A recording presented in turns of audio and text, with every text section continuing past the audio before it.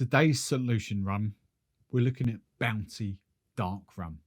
Could this replace your Myers or your Goslings? Let's find out. Hey rum friends, welcome back here on the Blue Channel. I mainly focus on rum tastings. I take a different country, a different island each month, and we start off with the cheaper rums and we work our way up to the more expensive stuff, all within keeping of my kind of limits, the kind of audience that I want to sort of chat to. We never really go over sort of 50 British pounds, 60 US dollars, 60 euros. I'm not interested in the more expensive stuff. I'm more focused on the mass market, trying to get the best value, the best rums for the money. So if you like the sound of that, that's cool. But don't forget, I've got 5 other YouTube channels as well, all focused around booze, different niches. We've got brandy channel, we've got cocktail channels. So do go and check those links out, which will be in the description below. So Bounty Dark Rum. Again, I've had this rum before. This was all part of that live stream that I did with Dave Marsland from Spiritbaum, who kind of talked us through the whole Bounty range.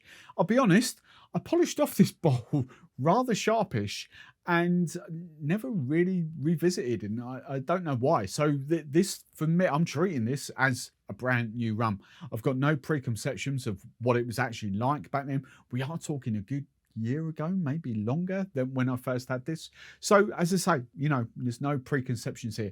Now, how this differs, this is the anomaly in the Bounty. Cool, I got that out straight away, didn't I? This is the anomaly. Let's go for a second time in the Bounty range, because this is the only Bounty rum that each is actually a blend of pot and column still rums. All the other Bounty rums are just purely column still rums, whereas this is a blend of pot and column. So we're almost verging on the sort of Chairman's Reserve kind of, you know, landscape, if you like. Now this is slightly stronger. This is a 43% ABV rum. And what this is, I've got the notes here just so I can remind you. Yeah, it's a blend of 2 and 3 year old rums, pot and column still.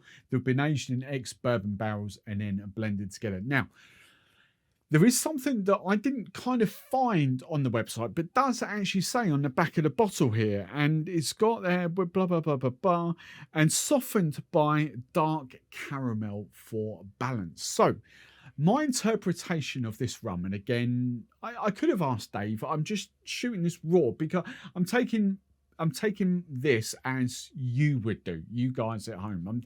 You know, yes, I have got access to industry knowledge, and I perhaps should have done that, but I'm taking this at face value. So my preconceptions of this, whereas a lot of dark rums, the big brands that I like, Worthy 109, there, John at Goldstone Rum, are actually aged, and actually to a certain extent, oh, I've moved all the bottles around here, it's down here now, Rum JM, they are kind of aged with like heavily charred barrels in that sort of sense. I'm interpreting this as aged normally, and that darkness has come from caramel additive in that sort of sense. Now, there's nothing wrong with that. I'm just being open and honest with you. I'm not expecting, from reading the back of the bottle and reading the blurb, I'm not expecting this to taste anything like the Worthy 109, to taste anything like the Goldstone Dark Rum. In fact, that's why I brought it out at the start of the video, and I've put them away now. I'm actually expecting it more along those lines, because while they may have come into contact with heavily charred barrels, we're pretty much assuming that the colour and the taste is from additives. Now let's just do the first test, and that's the prices. Again, I've bought and paid for this, so this is not a paid promotion, but if you were going to buy it from my friends at Master of Malt, you'd be looking at £25.50. £25.50.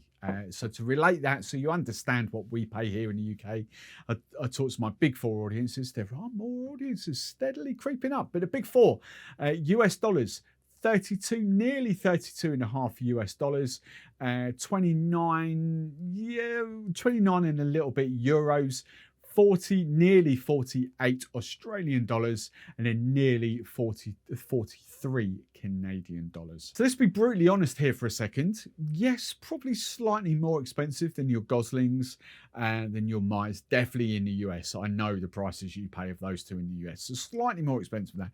But then I'm pretty much assuming you might, if it's available, you might get this cheaper in the US. But then to kind of compare that to like the Worthy 1 and 9 and my biggie, you know, the Golston Dark Rum, which is, you know, four, five different types of oak chips. You know, it's no additives or anything that gone into that. That's just what I would class as a proper, you know, dark rum. It's a pretty decent price. And the first thing to note while I put my lights on, because I completely forgot to put my lights on there, didn't I? I was going to show you the colour of this. The first thing to note is it's actually not that dark in the grand scheme of things. So we can get that right underneath the light. Where's it? Let's get it under that one. If we get it right underneath the light, it's actually not that dark. It's what I would call a stereotypical sort of aged rum colour. So with that in mind, bearing in mind it is a 2 and a 3-year-old rums that have gone into this, is it, you know, my preconceptions of this, is it going to feature in with those dark rum vibes that I kind of want for the Hurricanes, for the Dark and Stormies, rum and ginger beer, that kind of thing, rum and coke even to a certain extent, you know, and Mai Tai, the Worthy 1 and 9 plays a big part in my Mai Tai world. So is it going to kind of work in those sort of things? Let's have a little smell, let's have a little taste. Wow. On the aroma, this is like chocolate, hazelnut, toffee, caramel. I do get that sort of a little nod to the heavy char. I don't know whether there is heavy char in there. I don't know whether that's the burnt toffee maybe that's been added. I don't know. But there is, if I was smelling this blind, I would put it in definitely 100% in dark rum camp. There is no mistaking that. That's the aromas of that, everything I want from a dark rum. And just one last little smell. The other thing that I'd probably get off there, I might even get, I was going to say cigarettes, let's go a little bit posher, tobacco, cigars. I might even get a little nod to that. But there's this chocolate, do you know what that? Taking away all preconceptions of what this rum actually is and how it is a dark rum, that smells right on the money. Right, let's have a little taste. Wow, I really like that. Wow. So, let's stop saying wow. Let's bring this home.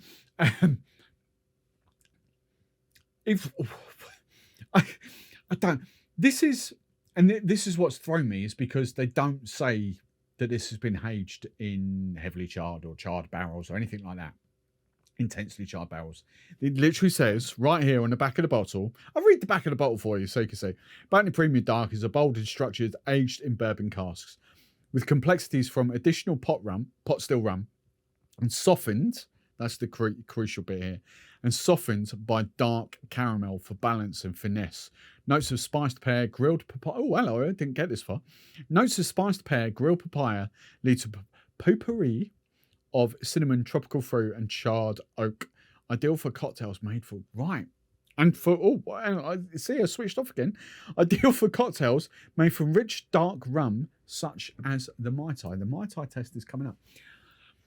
This has got a love. This rum has thrown me now.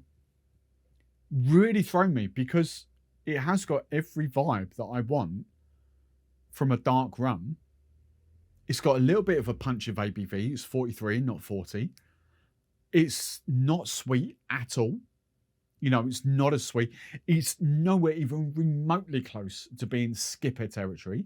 And Skipper's Guyana. Don't get me wrong, OVD is Guyana. So they did give you those richer Demerara vibes. This is not Guyanan rum, Guyanese rum. This is somewhat a little bit lighter. I'm sort of waiting to see whether the pear and the papaya come out. Or was it spiced pear and grilled papaya? I got nods of fruitiness, but I do get this like burnt toffee. There has to come in contact. It has to have come in contact with like a heavy char of some description. It must have done. That is just really, really delicious.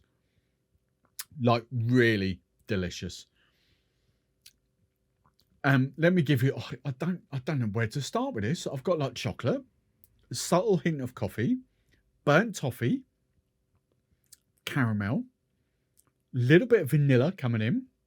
And now as it softens, as it finishes, now there's fruit coming off. I wouldn't pick pear and I wouldn't pick papaya, but it has got this tropical fruitiness to it.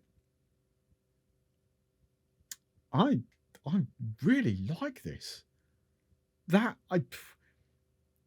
Wow. I just wanted to get the bottle of Skipper out just to do a direct comparison in that sense. And they are different rums. They you know, of course they are.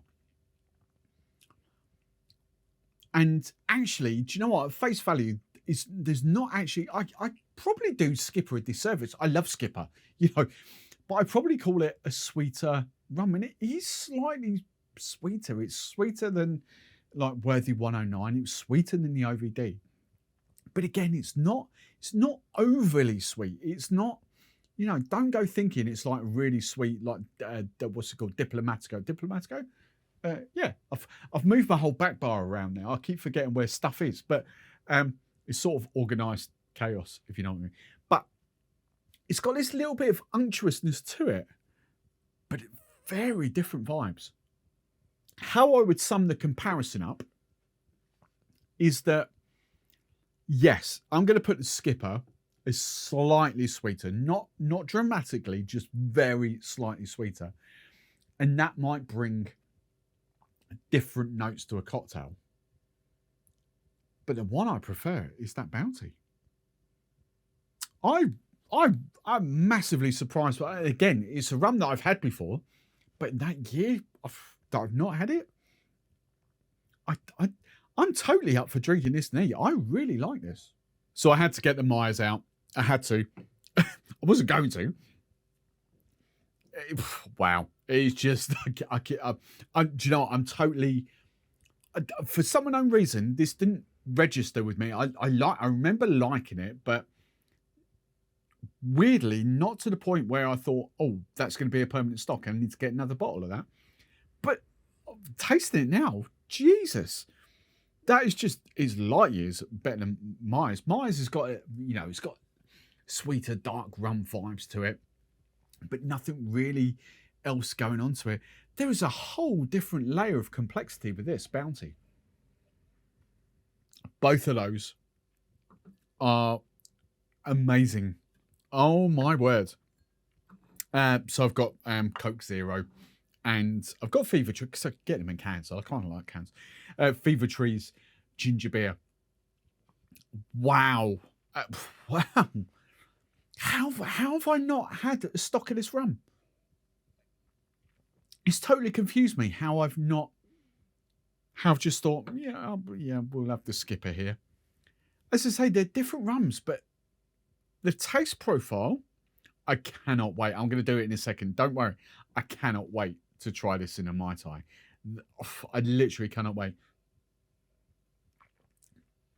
At the moment, I don't think, it's a tough one because it's slightly different, but it's slightly different to the Worthy 109. It's slightly different to Goldstone, my dark rum. I really like that. I really, really like that. Totally a surprise package for me. I remember really liking it back when I first had it. And as I say, that's easily a year ago now. For some unknown reason, I think it was September 22. I think it's well over a year ago. But for some reason, it didn't restock. And I can't for the life of me think now, because I'm just going to put it out there. The Chairman's Reserve Mai Tai that they do, delicious. The Chairman's Reserve, original Mai Tai that I did previously on this channel a few videos ago, really, really good. That's better. That is a really good, amazing one rum Mai Tai. Oh my God. This is delicious. It's got those characteristics, those traits of, the bitterness that you kind of want from a dark rum. The toffee, bitter toffee, caramel, those sort of vibes. But it has got this lovely unctuous vibe to it. And it has got this fruity side to it as well. And it's got way more complexity, way more flavour than the Skipper and the Myers. I'm speechless. I'm really, really good. I cannot think of one reason why I would not have that behind the bar. 43% ABV. It's got that little bit of extra punch. That's delicious. That is a phenomenal one rum Mai Tai. Sparrowbam, why are you not pushing this instead of Chairman's original?